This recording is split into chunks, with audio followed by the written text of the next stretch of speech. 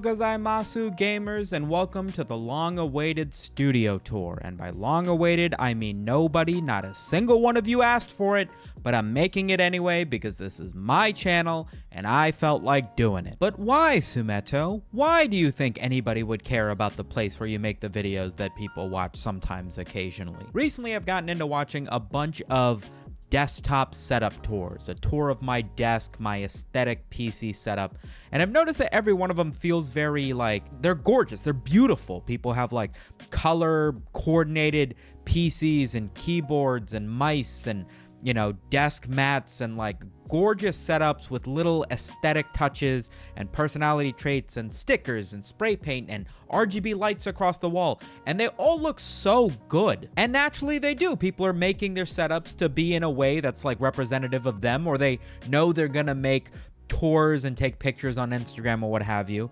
And I always felt very jealous, even before I had anything nice. And even now when I've got sort of what I would consider pretty close to my dream setup, there's not a single RGB light in my room, no LED strips. None of my stuff is color coordinated. My PC doesn't look like something you'd see on like a aesthetic PC Instagram post or anything like that.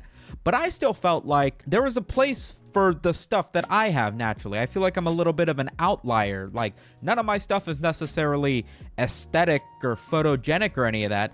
But the setup that I have is like wildly functional. If you don't know, I've been doing this content creating thing as my full-time job for like 2 full years. So I think at least some of you might appreciate seeing a realistic setup of what somebody who does this sort of job might have. So I thought this would be a good excuse to give you guys a nice in-depth tour on all the little things that I've set up to be very purposefully functional to drive the work that I do, rather than just, you know, look nice on a picture maybe. So I want to kind of start off with like showing off everything that isn't the nerd shit that is my desk and camera and PC setup with like the other aspects of the room. So over to the side, really the only thing that isn't just on camera is these giant mirrors that I've got on my closet doors, which feel like a complete waste to not use.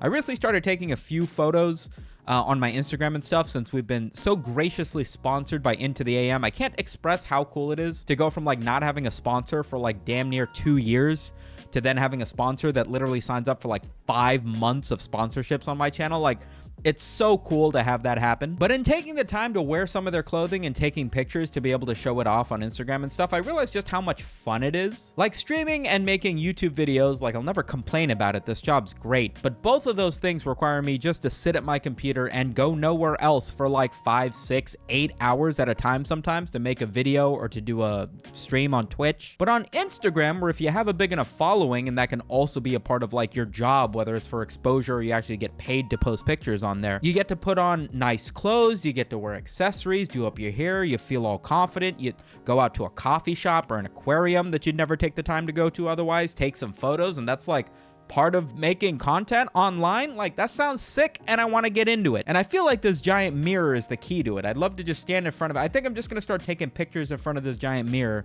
wearing different outfits. Hopefully I get a fashion sense that's more than just an oversized graphic tee and shorts. But when I do, I'm hoping it leads to good things. Over to the side of my closet, obviously in the closet I keep like normal clothes, but over on the outside of the closet I keep all the nice graphic tees that I like to wear during my videos, just so that they're kept a little bit separate. And I'm only wearing them for like, you know, a couple hours at a time, and I'm not like going outside and sweating in them, so I don't wash those as often. I'm hoping to like preserve the graphic for as long as possible, so I don't really wear those in places where I'm going to be sweating or outside and stuff. Obviously, I don't keep them like that all the time. I just kind of keep them posed up so that, you know, to show a few of them off on the camera. I'm hoping to get a steam wand so that I can straighten them out while they're out there.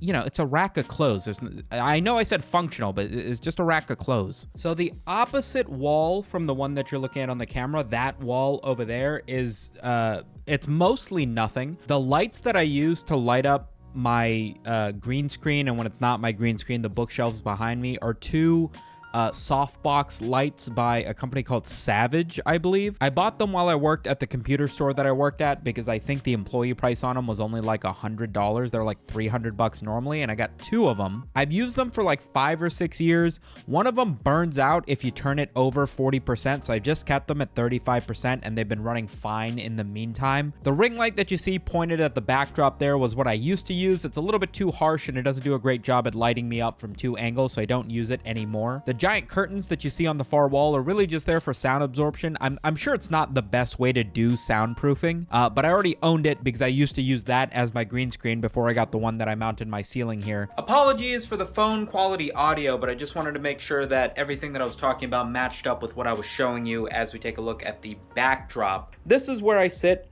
This is where my stuff is, but the thing we're gonna focus on for the time being is this backdrop that I've got going on. So these are the Target brand version of what everybody probably buys from IKEA. The equivalent IKEA shelves, I think were like 50 or 60 bucks each. These ones from Target, I think I got for $36. So like 3 of these cost me like 100 bucks. 120 bucks, I think $112, I remember specifically. $112 for 3 of these.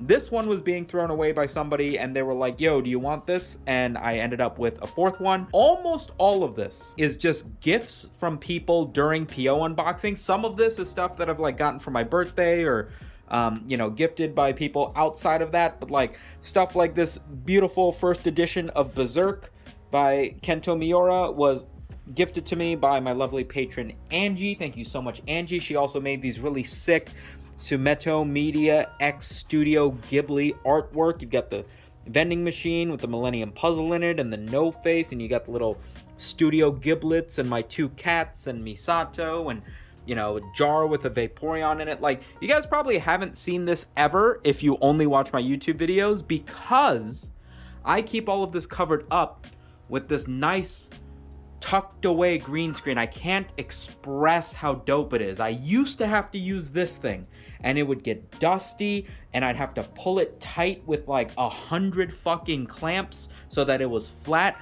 The ability to just pull this thing down and just have a nice taut green screen, oh, it's the best, bro. And it's completely tucked out of the way, and in one quick motion I can have the green screen for when I'm doing YouTube videos or just if I want the green screen.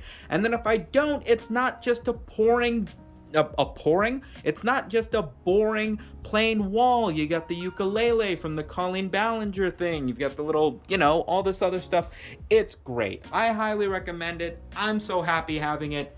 And it's a great little touch of personality that I don't show off anywhere but my Twitch stream, because I still just kind of default to using a green screen. Over on the side here, I've got some artwork. I've got a lot of Nintendo artwork that I bought a while ago. This used to be up on the back of my videos like 3-4 years ago. If you guys go back all the way to when I was at my first apartment out of my parents' place, I had these on the wall. I haven't taken the time to put them back up yet.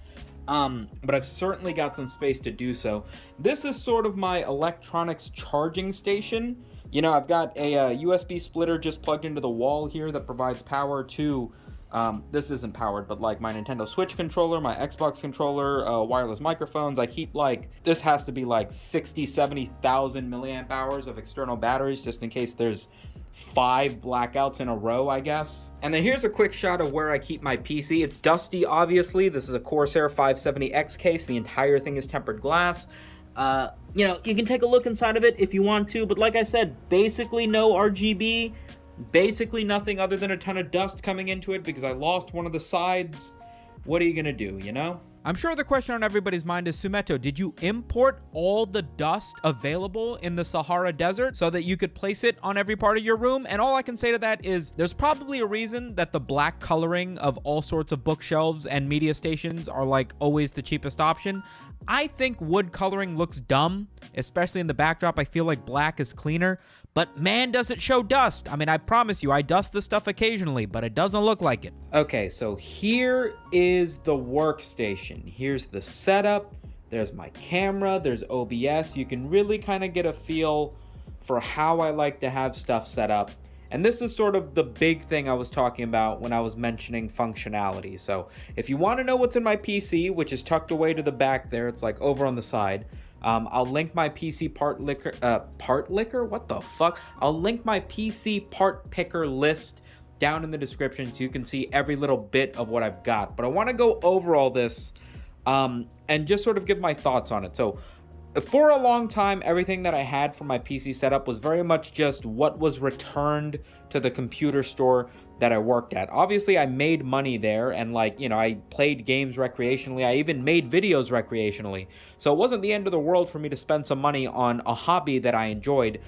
But even still, like, knowing the employee prices on some stuff, like this chair, for instance, this orange chair that's been beat to shit, this thing was like $350 brand new, and the employee price on it was like $150. There was such a markup, such a huge discount that I got, that I feel like from working at that store, I just feel bad paying full price for anything at this point.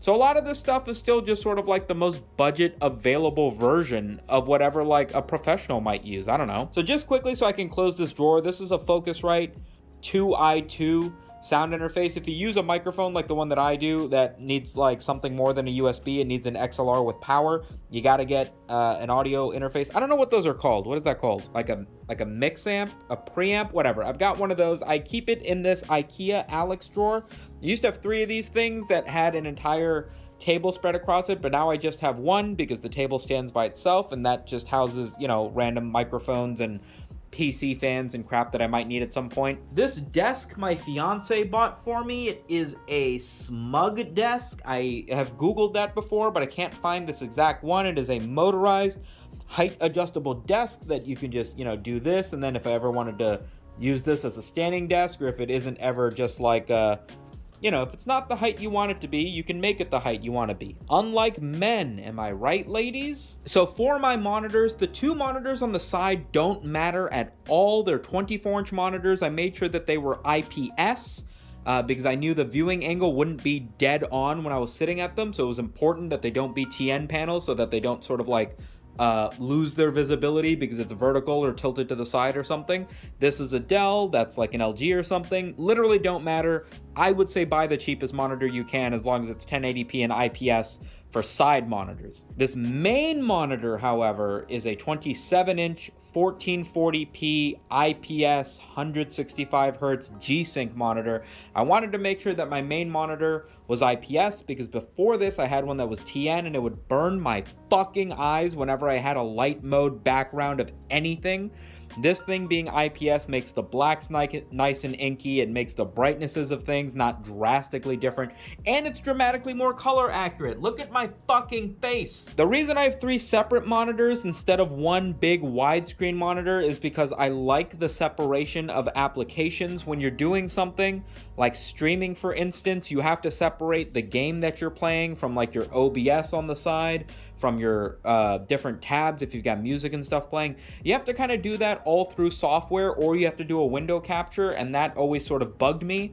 I like the separation in monitors, knowing that I can quickly move something to the side and know that, hey, that's never going to show up in the recording or the stream or whatever. I also like the ability to have a monitor that's vertical. As you can see, I've got the files for the video that I'm working on, as well as my OBS on the bottom. When I'm streaming, this can be my Discord or my Twitch chat nice and long so I can see the messages nice and big. And you just can't necessarily do that as well. You know, there are just some situations where you want the height, you know what I mean? And I like the ability to have that as one monitor, a spare monitor for watching videos or whatever. My main monitor is the one that I game on, and it all works nice. My camera, if anybody has been wondering, is a Sony mirrorless camera. This is an A6300 if I remember correctly. I bought this camera maybe 6 years ago, maybe 6+ years ago. I think I paid $700 cash for this mirrorless camera from a dude off of Craigslist. There's still like $500 on eBay, so I guess this thing's held its value. I don't know. Sony makes great mirrorless cameras.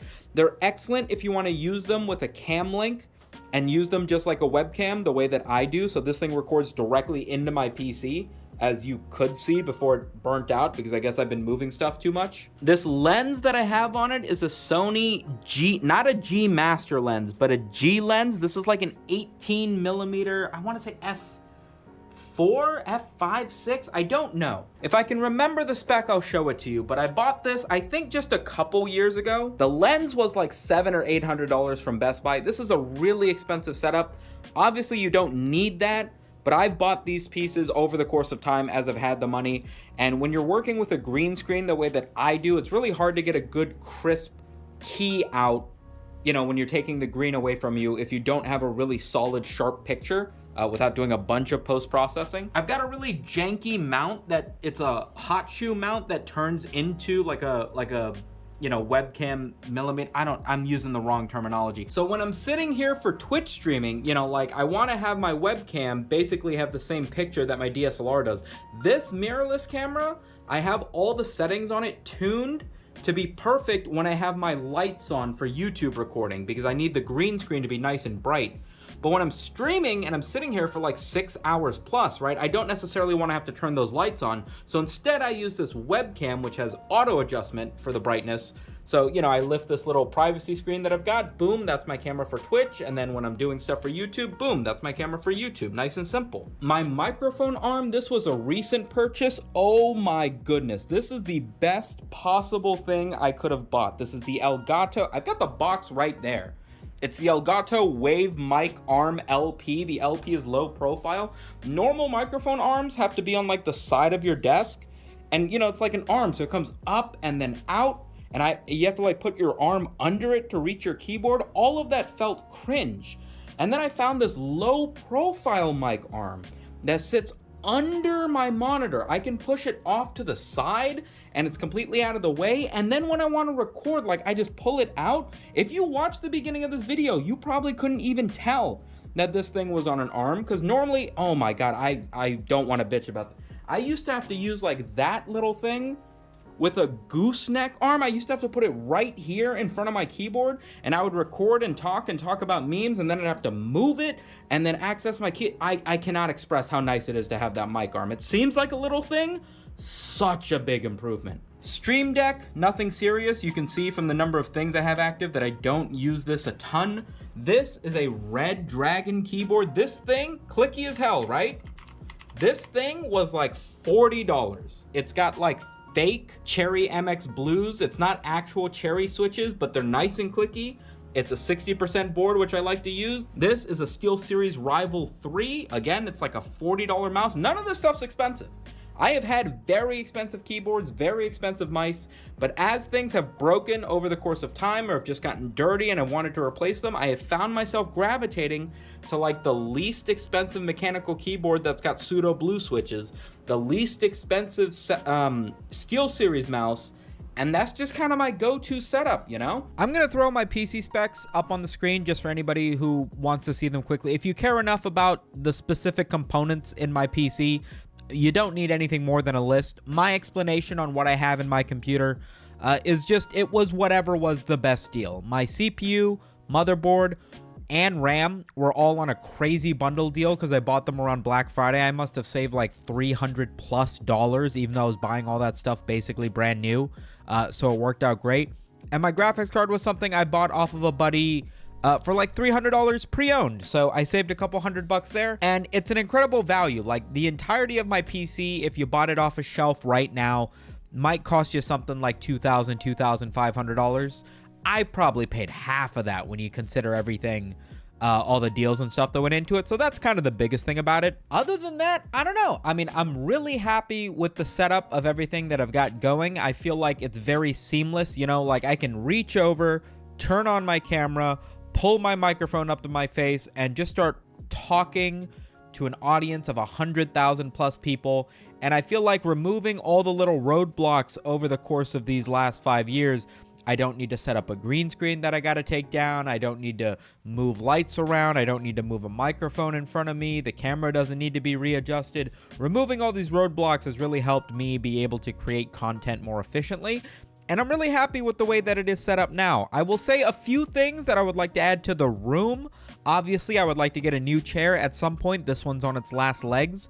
But more fun, I'd love to get a little media center off to the side where I've got some space to store my video game consoles so that they're close enough to my PC that I can very easily swap between an Xbox or a Nintendo Switch or a PlayStation 2 so that I can play retro games over on Twitch. And then over on this side where I've got a little bit of space, I'd love to make like a podcasting center, or maybe just like a small couch and like a CRT TV so I can play like N64 games the way God intended. I don't know. If you guys have some setups that you would like to show me, feel free to drop them in the Discord or link me on Twitter or send them to, I don't know, my fucking IRS tax, whatever. Get them to me somehow.